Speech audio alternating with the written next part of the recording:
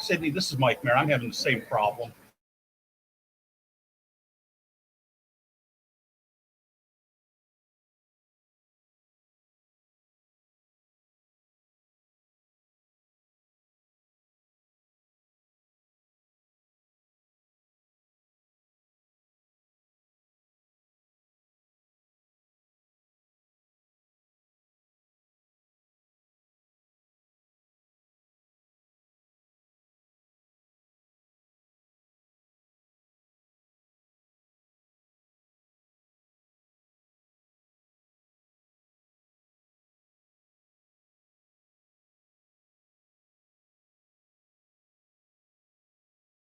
In a couple minutes here. Veach is going to start with an opening statement. Coach is going to do a quick opening statement for you guys, and then Patrick will do the same. After that, we're going to open it up to questions. I'd encourage you for questions let's start with Coach and Veach as much as we can, because we're going to keep Patrick a little bit longer than them. I'm going to probably let Coach and Veach go once we get to 10, 12 minutes in, and then we'll focus on Patrick. But that's kind of our plan for today. Afterwards, I probably can't spend a ton of time with you guys. I know you guys have a lot of questions on where we're at with media access as it relates to COVID and how this is going to look. We still have a lot of unanswered questions on that, so I don't want to give you that today. But I know you guys talked with the Royals, and you guys had an opportunity to ask Swanee a bunch of different questions, and I was able to kind of sit in on that as well. I think we're going to do the same thing. So once we kind of get plans laid out for how access is going to look, we'll be in touch with you guys, and I can tell you this, that it's going to be different, and access is going to be tighter, and Zoom is going to be primary. So those three things I know. As it relates to practice and all that, still some things to figure out. But as the summer, as we get through this, period where guys are on a break, we'll get you answers before we get to camp time.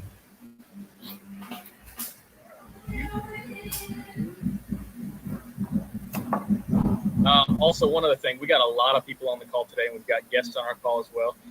What we're going to do, because I know we got quite a few questions coming our way.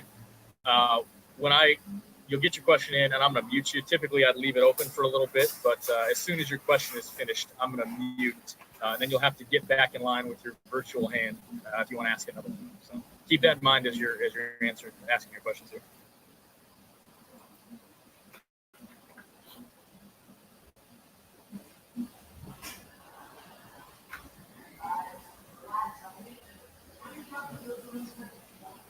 All right, looks like we've got Patrick coming in here. I'm going to let him in first. Okay. Are you in there? Coach is coming in as well. Okay.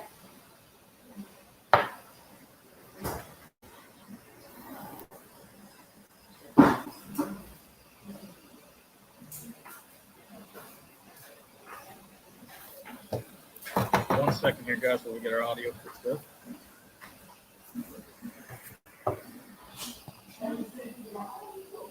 Patrick, can you hear me? Yes, sir. Okay, we've got you. Unmute Coach here. Coach, can you hear us?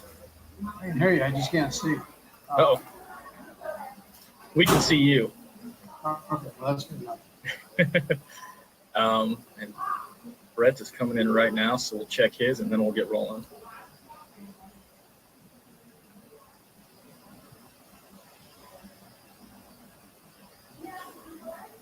You still hear me here? We can, yes. Brett, can you hear us okay? I can. Can you hear me? We can, yep. I believe we're ready to get started, Brett, whenever you're ready to get going.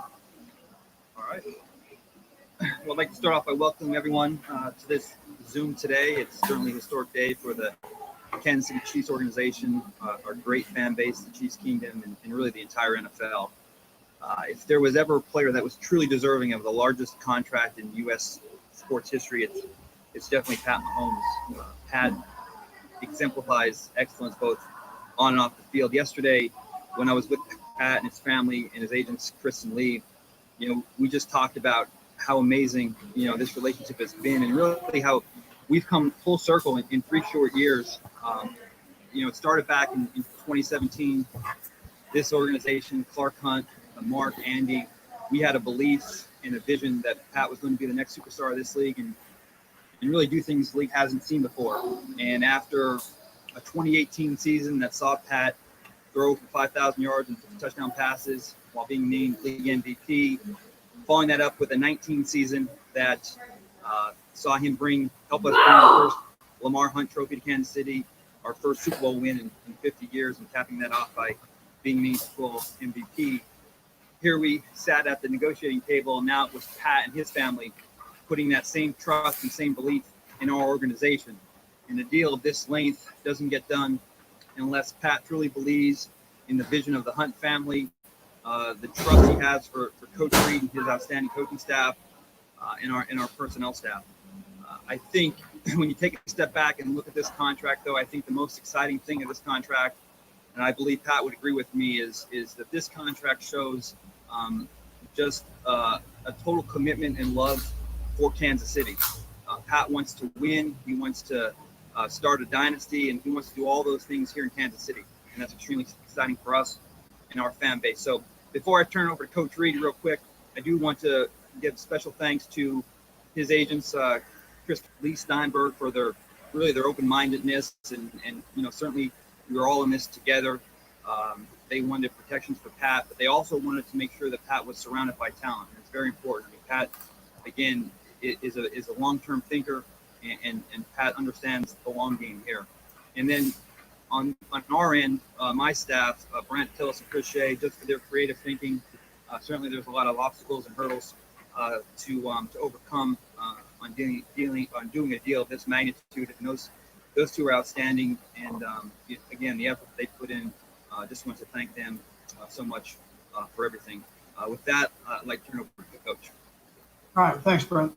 I'm so happy for Pat, for the Kansas City Chiefs organization, and really for the city of Kansas City for having this opportunity to have a true franchise quarterback here in Kansas City, one that was drafted here, which hasn't happened for almost the duration of the Chiefs organization. So, and then I think Brett did a phenomenal job of organizing this.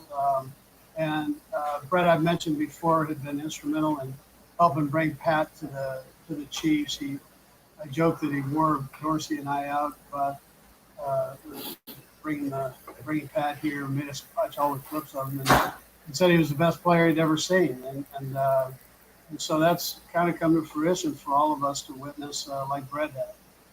But Brett's got a great crew with him, all of his scouts and guys who work with him. But in this instance, in particular, Chris Shea and Brent Tillis, who really, I think, Brent did a phenomenal job of organizing the numbers for this and the plan, along with Brett, of setting this up. And none of this happens without Clark Hunt, obviously. That's a bold move. I mean, we've gone above and beyond and found something that is phenomenal for Pat and his family, and also for the Kansas City Chiefs. Pat was so aware of the surroundings, like he is on everything, making sure that not only was his deal done, but also almost to was that he wanted the organization to have an opportunity to be able to bring in players, and that's in this day and age, that unselfishness is a tough thing to find at the time. So my hat goes off to him and his maturity in this whole thing. And then, Brett mentioned Chris Cabot and the time that he spent over the last few years here, a couple of years of visiting our building. He was always here and kind of went above and beyond there to make sure that this all worked for Pat and his family, and also the Chiefs. And then Lee Steinberg, who's got a tremendous history with quarterbacks in this league. It's awesome. So, listen, all in all, I think it's a great thing. Very seldom do you come out of a deal and go, you know what, it's a win-win. It's a win for the player. It's also a win for the team, the organization, and then. So I'm one happy guy. I put on my best Tommy Bahama for all of you today, just to celebrate this. Man, this is a big day, and it's an awesome thing. And again, Brett and I just appreciate everything that the Hunts do. We've got a great president, Mark Donovan, who supports us on everything. So It's a great event here. Hope everybody has a chance to celebrate. So with that, enough said. I'm going to turn it over to the man of the day here, and that's Pat. Listen, as we get to the questions, let's really focus on directing the questions at for Pat, and not that Brett and I aren't going to be there, but we want them directed more in the presence of this situation and not making this just all in all press conference here, but a press conference for Pat and this great day in his life. So with that, Pat, I'll turn it over to you. Yeah, thanks, Coach. Obviously, a very exciting time for me and my family. I want to give thanks to so many people, but always first, I just want to give thanks to God for putting me in this situation. I mean, truly an amazing situation where I'm surrounded by a lot of great people, a lot of great players, a lot of great just human beings who have supported me my entire career so far. And I talked about my family with Brittany, my mom and dad, my support team that has kind of been with me the entire way, and that they still have continued to be with me and treated me the exact same. I just want to thank them.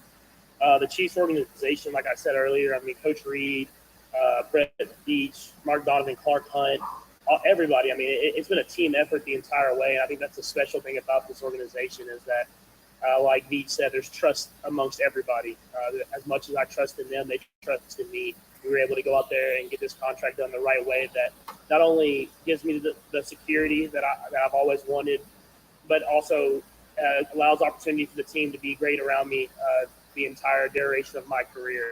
And I have full trust that things will get handled the right way as we go throughout this career, and that we will be in a position to win a lot of football games and hopefully win a lot more championships as my career goes on. Other people, I want to thank the Chiefs Kingdom. Obviously, their support for me has been tremendous since the day I got drafted. The fact that they've kind of been behind me and supported me has been truly special, and it's a one-of-a-kind thing. I knew the moment I stepped on Arrowhead Field that this was the place that I wanted to be for my entire career, and I thought I've reiterated that my entire career that I've been here and can't wait. And then my agents and my support team, I mean, for them to go out and do this contract and do it the right way. I told them what I wanted from the beginning. They brought me, different options. They worked hand in hand with the Chiefs the entire time, and Veach and his team and Coach Reid and all the coaches. And they pretty much just put it out there and for the best way that, like I said, that we could be a great team moving forward. And I obviously have the security that I want. It's an exciting time. I'm just glad that I get to continue building this legacy in Kansas City. Obviously, with everything going on in the world with COVID and all this different stuff, to have this security to go into the community and be able to give back. I can't wait to not only build this legacy on the field, but off of it. And I'm excited for the future ahead for not only me, but the Kansas City Chiefs and the communities that have brought me up so far. All right, guys, we're going to open it up to questions now. First, let's start with BJ Kissel. Go ahead, BJ.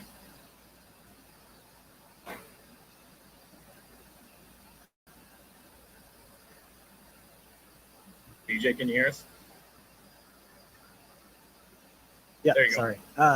Sorry, Brett, my question is for you. And first, just congratulations for getting this done. I know it's something you guys have said you've been working on for a while. The question would just be the kind of the timing on a contract like this, the amount of work that goes in to get it done. Can you help us just kind of paint the picture of the framework and the amount of communication and how long it took for the framework to come into place? And then obviously the more details, and going back to the Super Bowl, Clark Hunt had mentioned that you guys had been in discussions. Just curious when it kind of ramped up and how that process went down. Really, we kind of been said out there that going back to, I think, the first free agency that I was a part of back in 18, we had the mindset to structure deals to prepare for an extension for Pat. Again, it goes to the level of belief and faith we had in Pat. This is before he was a full-time starter. Now, one thing in Pat's favor is as the season went on, the number kept getting bigger and bigger. So we were planning for the normal quarterback market back in 18 for agency. Well, when Pat gets to this point, we'll be right at here. And then, it took off. So, that certainly was a good challenge to have. But, it goes back to, my initial statement, just Brant Tillis and Chris Shea. I remember when the Trout deal came out, Grant coming down to my office and said, that's going to be a baseball contract. I mean, that's how good this kid's going to be. And we need to start thinking like this. And the cool thing about it is, and Coach alluded to this, where, the maturity level of Pat, in this day and age, it's certainly, you're looking around in 3-year deals, 4-year deals, but, Pat just was so committed to this city and wanted certainly security like every player does, but also wanted to be here and to win and to, establish a dynasty. And he said, shoot, let's be creative. Let's figure out a way to do this. And I want to be here for the rest of my career and I want to win. And so the discussions on this contract have really been years in the making. Let's go to Adam Teicher. Go ahead, Adam.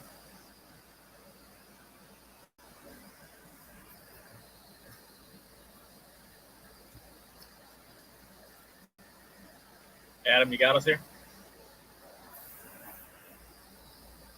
You hear me now? We got you, yep. All right, Brad, I wanted to ask you with regard to this contract. A lot of times when you give a contract like this magnitude or a big contract by NFL term, I know you haven't given one out like this, you're holding your breath a little bit. You're like, wow, there's some risk involved. What's your feeling in that regard on this contract, that not only Pat will be taken care of, but the franchise will get its money's worth on this deal? Well, again, it starts back from 2017, and it starts from the initial stages when, we saw this kid, we had a vision, and we knew that pairing Pat with Coach Reid was going to be something special, and they were going to be able to accomplish things that the league hasn't seen before. And again, you go back to, league MVP performance in 2018, and then what he accomplished last year in helping our organization win the first title in 50 years. And as coach and Pat will tell you, there's still a lot of improvement for Pat in his game, and he's still growing and learning. He's hungry, but the kid is, listen, he's on the call here, so it's a little awkward. But he's special. He's a special kid, and he, at such a young age, he's so mature, and he understands big picture thinking, and he understands that there needs to be a sense of, long-term thinking, and I want to win a long time here in Kansas City. There are only a certain ways that this can be possible, and this is what's important for me. I know I'm going to be taken care of the rest of my life, but I want to leave behind a legacy, and Kansas City is the place I want to do it. So, again, it's just a special day, and it takes a special kid to, Adam, you asked about our level of confidence in Pat in this contract, and I think it speaks for itself. And people can look at this any way they want to. I mean, this contract is a 10-year extension, and this is something that, we believe that there could be another small one after it, because that's how confident we are in this kid. Let's go to Sam Mellinger. Go ahead, Sam. Brett, so obviously this contract is different because of the player and the dollar amount involved, but I'm curious if the negotiation was different based on just the comfort level, the relationship you had with Pat, but also with Chris Cabot and the agency. Yeah, I think that I would say that's true. I don't think, so many times it's listen, every aspect of the NFL is competitive, and deals are no different. It was unique in the sense that there was never a sense of we need to win this or we have to win this. This was, how can we get this done? And again, that goes back to Pat, because ultimately Chris and Lee work for Pat, and Pat has to have, again, I keep repeating myself, this long-term vision on what he wants his legacy to be.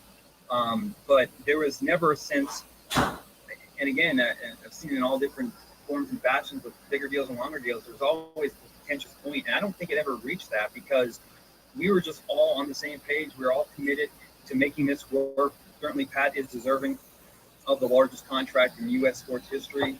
But how can we get creative to recognize him, to set those benchmarks, but also find a way that we can surround him with talent, and he can go out there and have fun and do things that he's capable of. And, I think, Sam, to your question, I think that having that relationship and again, going back to Chris and I talking about this vision back in 17, and now that we're here, let's continue this.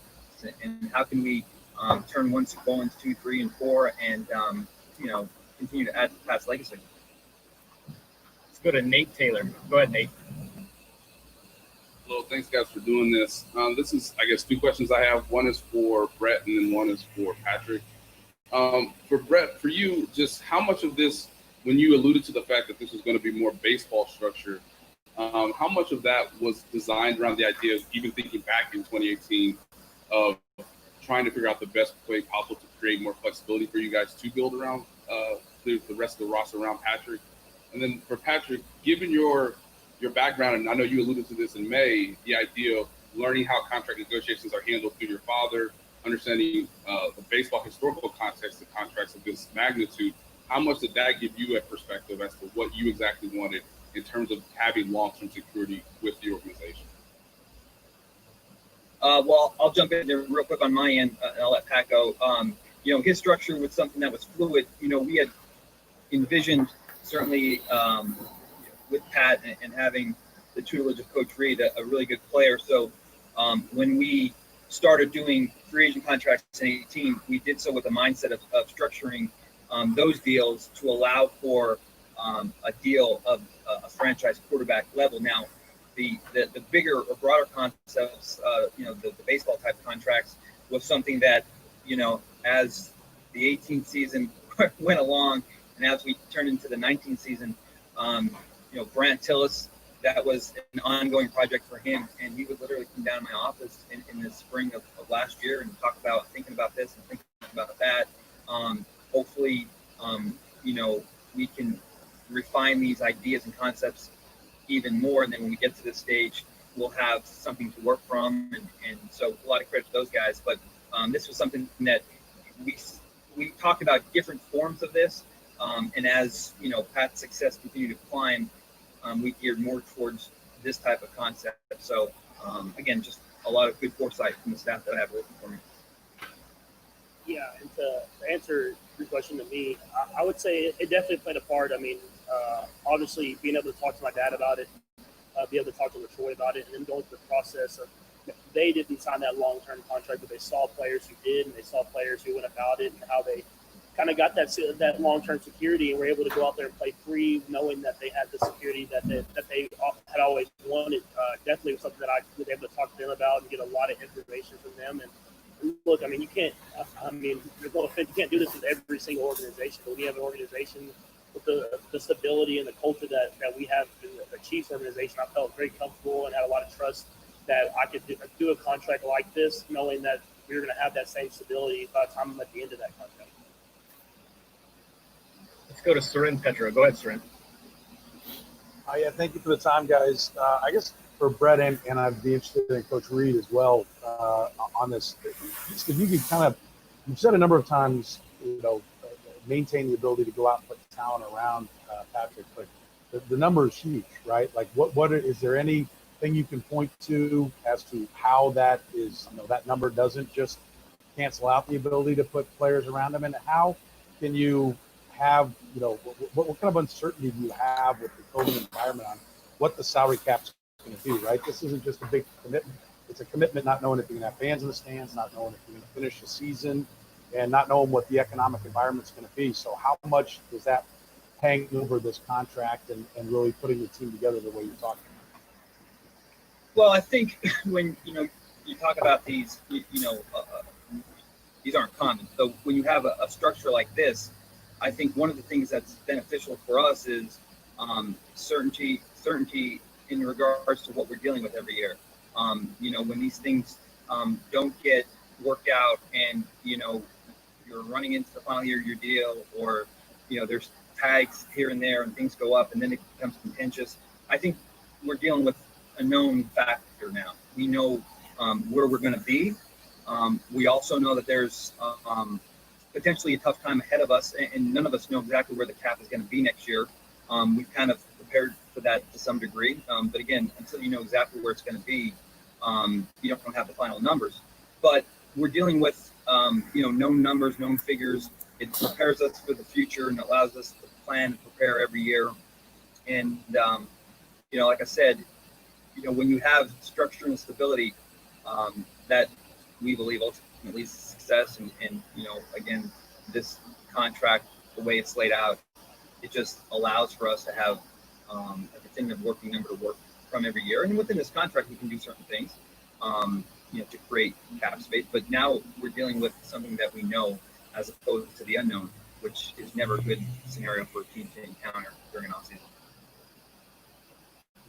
Brent, I'd probably just what Brett just said. So, I mean, he covered about every base on it. But I will tell you, though, Pat, he was very conscious about the whole situation about being able to keep players. So, I mean, that was in the dialogue there. And he made it known to us. And however we can work that out, we can do it. And then Brett and Brad and Chris got together and they just masterminded the thing and made it work. And so they came up with a plan and presented it to Chris Cabot.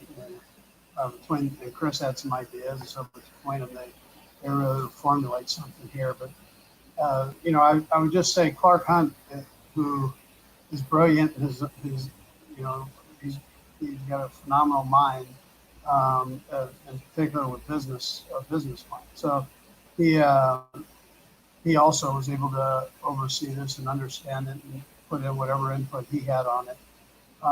And he's more aware of the COVID situation than anybody, being the owner of the football team. And so, and he felt comfortable with it when it was all said and done, that we'd be able to go forward and still be able to sign players, even if the cap does decrease a little bit.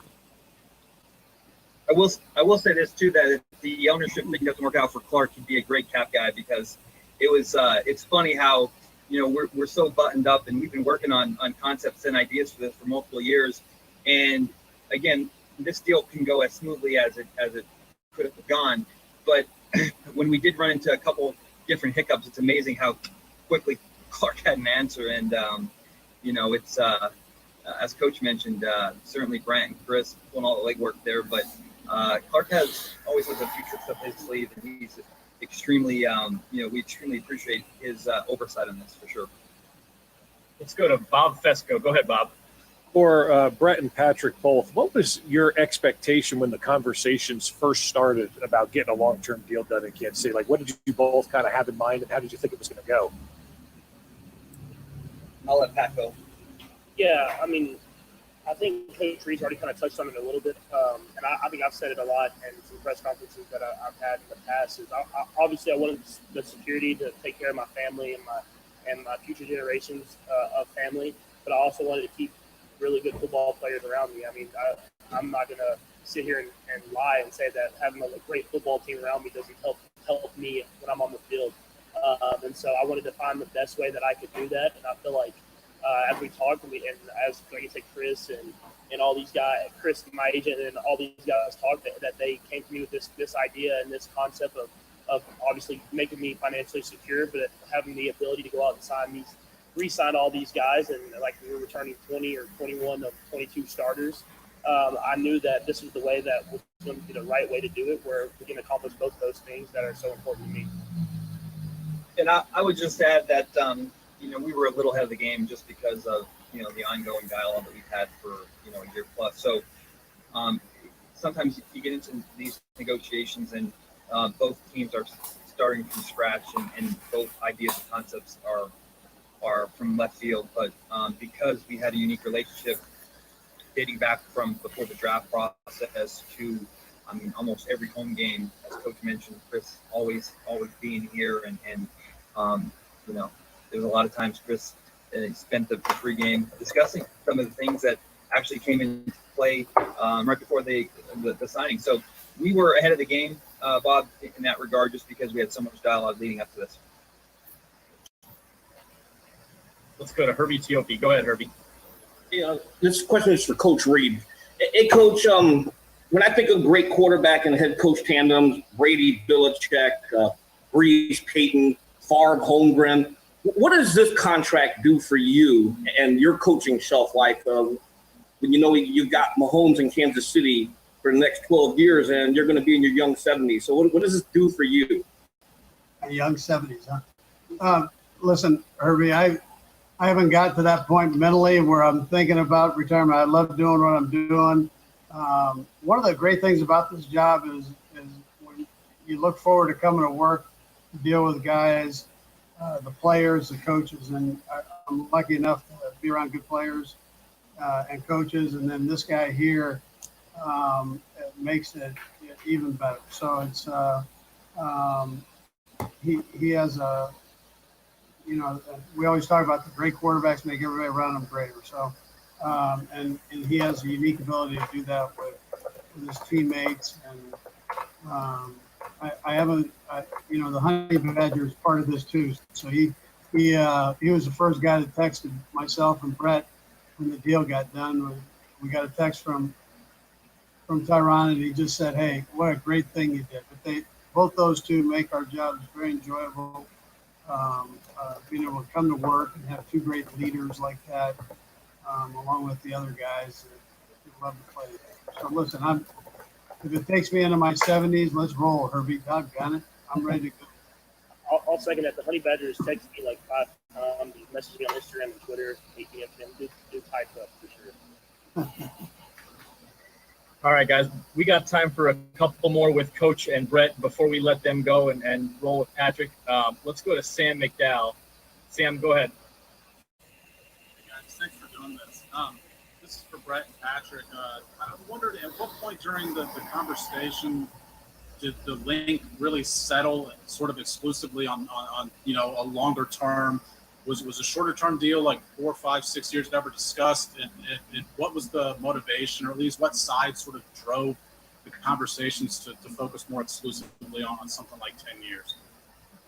Well, listen, I mean, you know, Chris and Lee, and I don't want to speak for Pat, but just my take on this was, you know, they wanted, you know, they had two big wants, and that was protection for Pat, and then surrounding Pat with talent. And, you know, Coach and I know as well as anybody that if you Pat Mahomes is healthy and there's talent around him, it's unstoppable. And so, you know, the framework was how can we get him, you know, the most in protections, and at the same time continually to allow him to have great talent around him.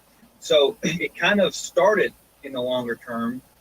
Again, and this goes back to the agents working for the player, Pat being very mature for a young age and understanding that I have a great city, great fan base, great ownership, Hall of Fame head coach. It's going to be hard to beat this. And how can we put, you know, how could we put Pat in a position where he is the highest paid player in the game, which he is, and on top of that, do so in a format that will continue to allow us to, you know, have talent. And so, again, I give credit to their staff of just wanting to do a legacy deal and not just a cash deal. And that's what people have to understand. And saying that, it's easy to say that, but you have to have a special and a unique person like we have in Pat to understand that, hey, listen, I'm going to make more money than I'll ever know what to do with. And I want to see our organization reward other players. And I want to see, you know, myself surrounded with these players like the Badger, and Tyreek and all these guys. So, you know, I joked with Chris. I said, it's almost impossible to do the biggest contract in sports history and have a player look, you know, unselfish. But somehow, Pat, again, is able to do this in a unique way where he's the highest paid player in the game and will be for a long time, yet does so in a way that allows us to reward his teammates along the way. Very unique, and I don't think the city should take that for granted. I know they won't. But again, I think back to my opening statement that this contract and the length speaks to Pat's love and commitment to Kansas City. He wants to win, and he wants to do it here in Kansas City. Yeah, I mean, I'll second that. And he said he probably hit it right on the head. I mean, like he said, I went in there with an open mind. I went in there with like those two concepts. I wanted to keep great players around me and obviously reward them for being great players and support and being a great teammate and everything like that. And I wanted the security that I've always talked about. And I feel like once this concept came to me, I was all aboard. It was all about the details at that point. And I thought the Chiefs organization did a great job, and I had a lot of phone calls with Chris and Lee and them, interrupted a few golf games about every single day. And so it was I went in with an open mind, and when the concept came to me, I loved the idea, and we were able to do it the right way, and I'm excited for the future ahead. All right, guys, I know Vahe has a question for all three of you, so we'll close out Coach and Brett with questions from Vahe. Go ahead, Vahe. Hey, guys, congratulations. Just so much has been said about trust in all this, and it's obviously pretty essential. I wonder if, Patrick, you could just describe going back with Andy and Brett to how you came to trust them so much, and if all three of you can just speak a little bit more to that point about how your relationships make this, drive this. Yeah, I mean, I think trust is something that's built, and I feel like with my 3 years that I've been in the Chiefs organization, you see the trust that everyone has within each other, everything that Coach Reid says, everything that Veach says, and everyone in this organization says, that those things happen, and they put in the work every single day. It's like a challenge if I can try to beat Coach Reid or Veach to the facility one of these days. I mean, they put in as much effort as anyone, and when you have a culture like that from the top down, from Clark Hunt all the way down to the – sorry, my dogs are barking – to the 75th, 90th, whatever it is, man on the roster. I mean, that trust and that culture is something that I want to be a part of, and it's something that's built every single day, and it's been built every day I've been part of this organization. Brett, you want me to jump in here? Yeah. Good. Yeah. All right. So, Vahe, I would tell you that when you talk about team, you talk about trust. I think it's one of the biggest factors when you're dealing with an organization and a team. If I can't trust Mark Donovan, Clark Hunt, I can't trust Brett Veach, and then the players, and keep an open book with everybody in the group here, then you have a problem. Then you're not going to have sustained winning. And so we've tried to strive for that. And not only do we do it with Pat, but we do it. Coaches do it with their players, and don't say something that you can't back up or that you don't mean. And so the players eventually, it takes a little bit of time here now, but the players eventually end up trusting that you're going to try to do what's right for them. And then likewise in the organization, we try to do the same thing with one another. So we be as honest, try to be as honest as you can with people so that they'll trust you. And sometimes honesty is a tough thing, especially in this day and age. But with all this technology, there's no better time to be honest than right now. So you're held accountable for everything that you say. So it's best to be truthful or don't say anything. So anyways, that's kind of how we roll. Brett, I'm sure you can add on to that. Yeah, it's, and listen, both Pat and I got to learn from the best of Coach Reid. But look, when I come into the facility every day, I know and Pat knows that there's not going to be a team in the NFL that's more prepared to play on Sunday. And Coach and I know that when we're in the building that there's not going to be a quarterback that is going to be more prepared to play. And I'd like to think that Pat and Coach know that when we enter free agency or draft that, our staff will be ready to go and be prepared. And again, it's just accountability. It's knowing that, we trust the guy next to us to do their job, and we feel like we have some of the best in the NFL to do it. And it's that trust, it's infectious. So then it spreads to everything. It spreads to contract negotiations and player relationships. But everyone knows that there are really no egos in business, that it's hard to really avoid. But, everybody wants to see each other succeed. And, we're able to operate under those guidelines. And Coach Reid is the one that sets the tone for that, and we just follow his lead. Brett, Coach, we appreciate you guys joining us. We're going to let you hop off and continue on with Patrick. All right, great. Thanks, guys. Yeah. Thank you. All right, we're going to start with BJ Kissel for Patrick. Go ahead, BJ. Thanks, Brad. And again, I know you've heard it before, Patrick, but congratulations on getting the deal done. I'm sure a lot's gone through your mind lately, but for you going back to high school and the decision that you made to pursue your passion of playing football in college, I know you were playing baseball too, but turning down more than $1 million signing bonus, how does it feel now? And have you had a chance to think back of just what it means to you to kind of bet on yourself in that way and win from a financial perspective, but also the message that you can now share just about telling everyone to trust in yourself, follow your passions, all those things that you preach, that you've kind of lived it now? Yeah, I think I haven't really reflected on it, I think, yet, honestly. But I think the biggest thing is, like you said, that's just how I've always been built. It's how I've always thought of myself, is just to follow my passions and do whatever I can the best of my ability. And it's something that was instilled in me with my parents when I was young, and I still believe the same things today. And it's never been about money to me. Obviously, it's awesome and it's an exciting time for me. But at the same time, I've always just been about being the best person, the best player that I can be every single day. And this is another step, I believe, another step in the journey that's just beginning. And I'm just excited that we have this done, and I have that security where I can go out there and be the same player that I was, and that same person that I was the day I stepped in this league. Let's go to Pete Sweeney. Go ahead, Pete. Hey, Pat, congratulations. Thanks for taking some time.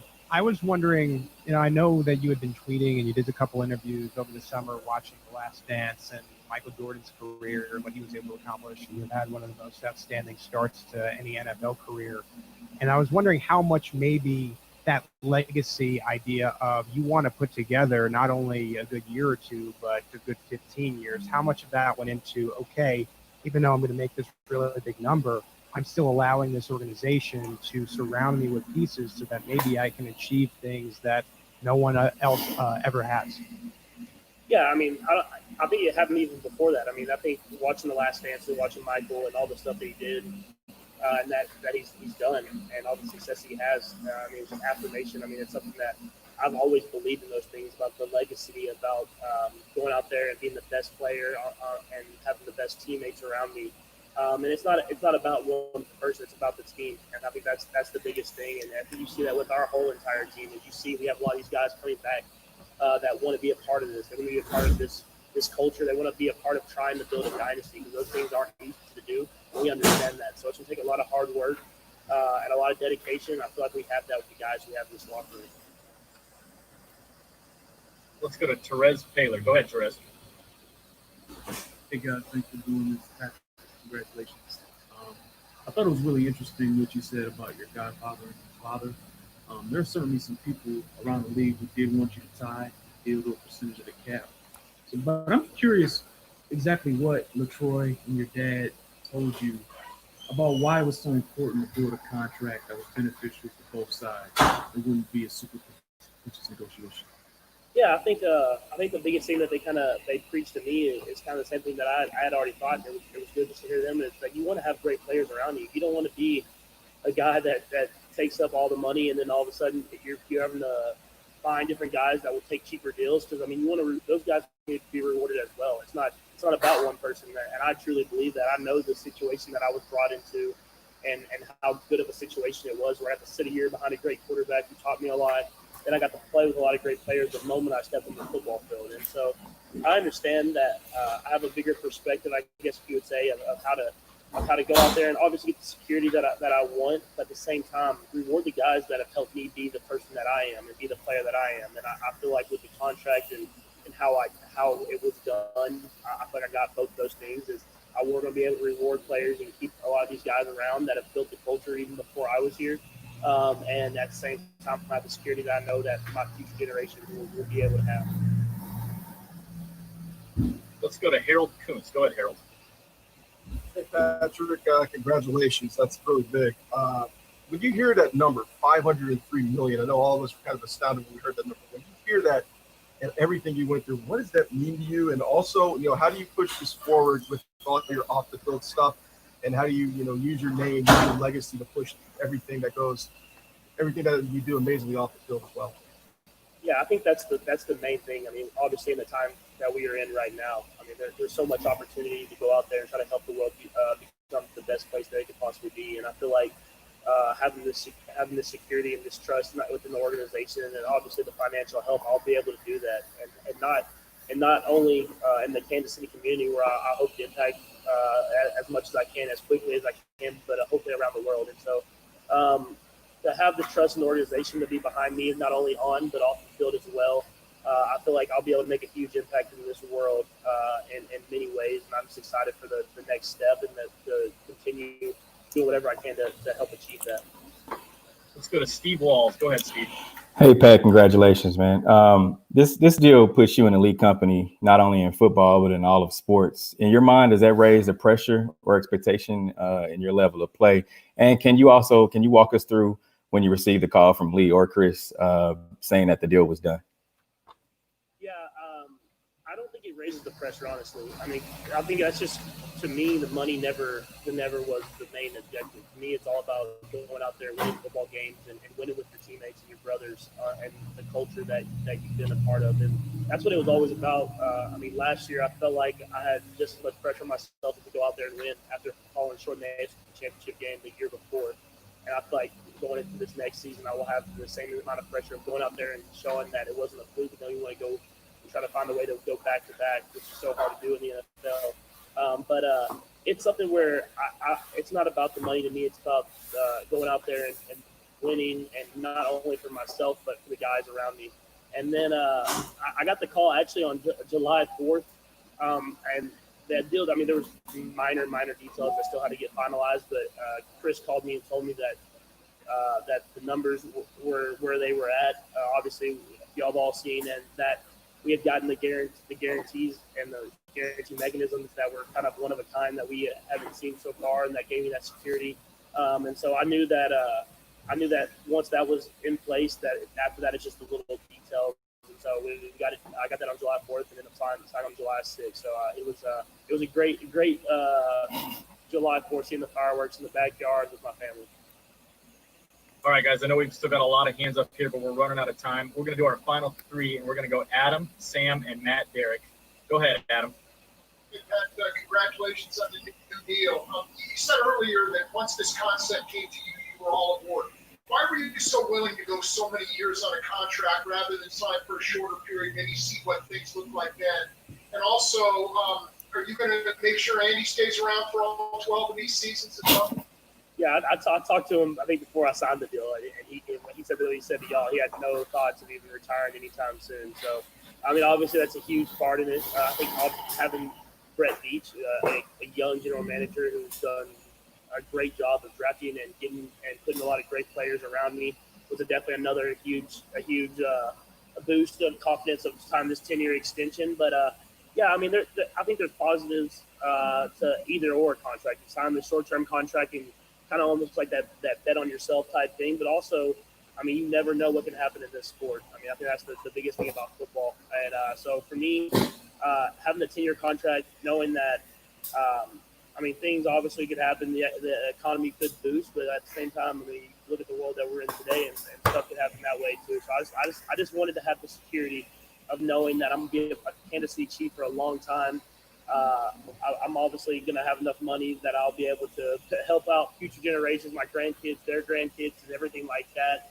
And at the same time, I mean, I think we did a good job with Chris and Brett and all those guys of having enough money to pay all the guys around me. And I think that was the biggest thing of the deal that I loved about it is we're going to be a good football team for a long time. It's about going out there and just executing, finding ways to win. Let's go Sam Mellinger. Go ahead, Sam. Yeah, hey, Patrick, congratulations for stepping in for everybody else. Look, I know you have a lot of trust in Chris and Brett and what they do. I also know that you're a very detail-oriented person. I'm just curious, like beyond, I want to be here for a long time. I want the team to have money to pay other guys. How into the weeds, how into the details did you get in this negotiation with them? Yeah, I was pretty deep. I mean, I deep in there. I mean, when I told Chris, talking about Chris called me. He called me pretty much every day to get a conversation with the Chiefs to get updates and everything like that. And so, I mean, these deals take a little bit of time, and they've been talking for a long time about these deals. And I felt like I was very informed of what was going on. And I think the biggest thing to me was those guarantee mechanisms in the later years in the contracts. Those were the deal sealers to me of knowing that they have full trust in me and that the Chiefs are going to do whatever they can to have the best team around me every single year until hopefully the end of my career. Let's go to Matt Derrick. Go ahead, Matt. Hey, Patrick, congratulations. You and everybody have been talking about the ability to add talent around you. And Brett referred to the fact that this at least puts firm numbers and you've got flexibility to make changes later. What is your kind of expectations about whether this is going to be a firm 10-year deal, or you expect to have the team come to you and renegotiate at times to move money around for cap purposes? And how do you feel like this gives you an opportunity to put a voice into who's around you on the team? Yeah, I mean, I kind of leave that to Veach and Coach Reid for the most part. Of them, they've done a great job of building great teams wherever they were. If that was in Philly or if that was in Kansas City, they've built great teams and picked the right players. So, I mean, obviously they come to me sometimes and ask me a few questions here or there, and I give my input, but it all comes down to them pulling the trigger and getting the right guys. And so, obviously, with the deal and how it would structure, we'll have a lot of room to move money around and keep great teams around. And we've seen a lot of great quarterbacks do that in the recent years with Rodgers and Stafford and all these guys who do these different type of things. And I wanted to have that flexibility to do that because you want to, like I said, you want to have a great team. You don't want to. You want to be in the playoffs every year. You want to be competing for championships, and that's my goal. And so having that flexibility will be key to having success and year in and year out. Patrick, we have one more guest that I think that wants to congratulate you. David, can you hear us? Yeah, guys, I got to say, I'm a little disappointed there wasn't one smart-ass question asked, so I guess it falls to me. Mr. Mahomes, I'm sure you have a rich appreciation for NFL history and all the great quarterbacks, and I consider you one of the great quarterbacks. You probably know this. Johnny Unitas with the Baltimore Colts in the offseason worked at a tile store. Now, with this new contract, do you feel like you are in a position now where you can stop working at the tile store in the offseason? I think it's gonna take a few years before I have to give up that one. That's a stable job that I can have and have a steady income. So I don't know if I'm gonna give up on the towel store. I mean, plus you get free towels. Who doesn't love free towels? You have a shower, some nice dry towel every time. You are a good kid. And one follow-up question, the Chiefs have a lot of employees, and it's a standard thing everybody has to do. So are you going to be filling out a weekly timesheet? I don't know about that, honestly. I'll have to get to Coach Reid and get a valid answer for you and follow up. I think Brad can get it to you. Okay, and one last question. These deals are tough.